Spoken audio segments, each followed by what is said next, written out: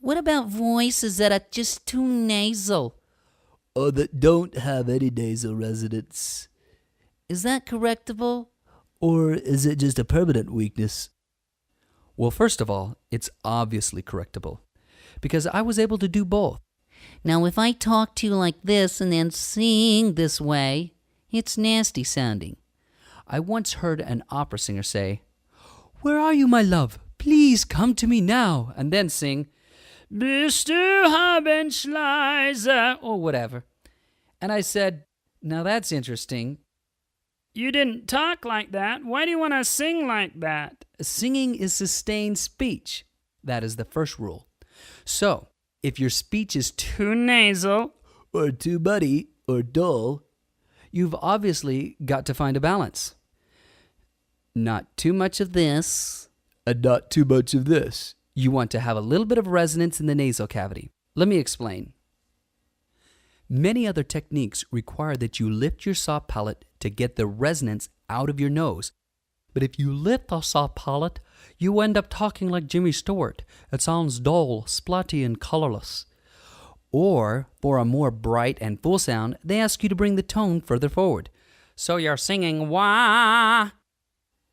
But then you end up singing too nasal because jamming the tone in the nose is our natural human instinct whenever we are told to bring our tone further forward. So, both are an overcorrection. Plus, whenever you lift the soft palate, you distort a natural bell shape that exists in your mouth. You can turn to your workbook and see anatomically that your soft palate hangs down as a division between your mouth and your head. A natural divider that splits the air so that you have half of your resonance in your mouth and half of it in your head whenever you're in a mix. But even when you're in chest voice, you still have some resonance in your head. So if I sing out of the mouth, "Whoa, love," then I block the resonance out of my head. But if I let my soft palate stay put, "One love."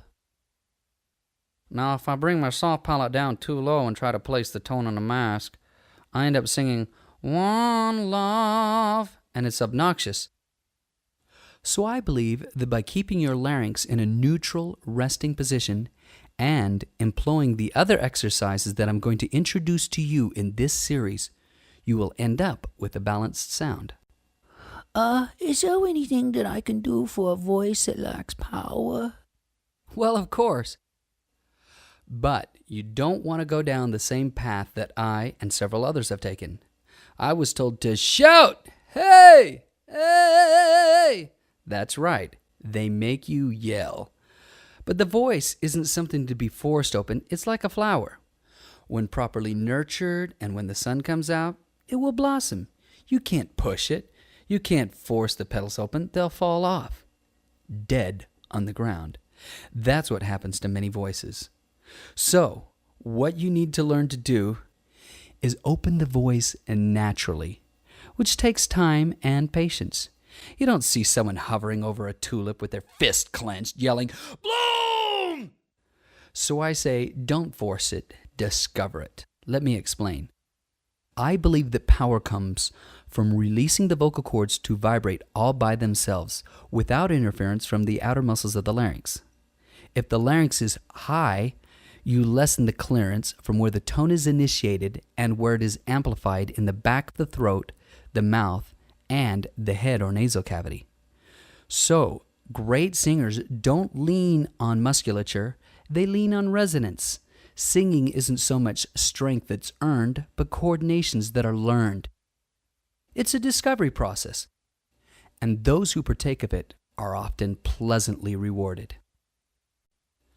Number 10. This is the question asked by many self-proclaimed experts. They usually say something like, "Now, how do you get a man to sing in his head voice? Is it the same as falsetto? No, I heard that it's harmful for a woman to sing in her chest voice." Well, I think that's nonsense. Because if it's harmful for a woman to sing in her chest voice, then it's harmful for a woman to talk in her chest voice. It goes back to Aunt B. Well, okay. They talk only in head voice, and they never talk in chest voice. So if a woman says, Hi, how are you? She's destroying her voice, because that's what many have told her. Many classical teachers have wrongly proclaimed, "Oh dear, you must never sing in chest voice. That's vulgar." It's not vulgar, it's part of your voice.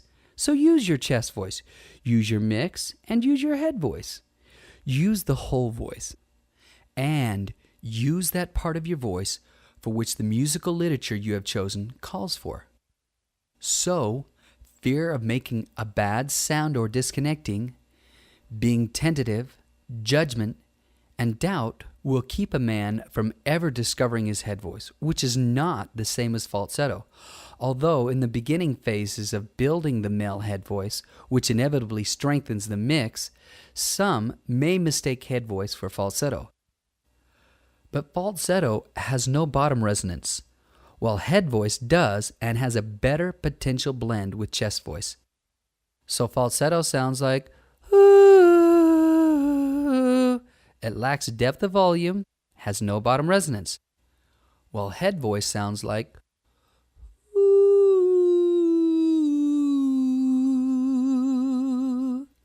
See, it has more bottom resonance on the top note and connects with the bottom note.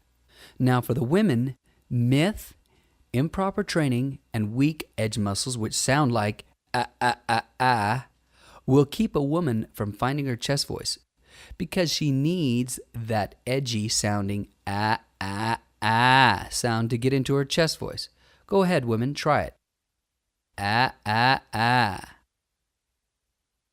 See how much more presence you have on the bottom notes.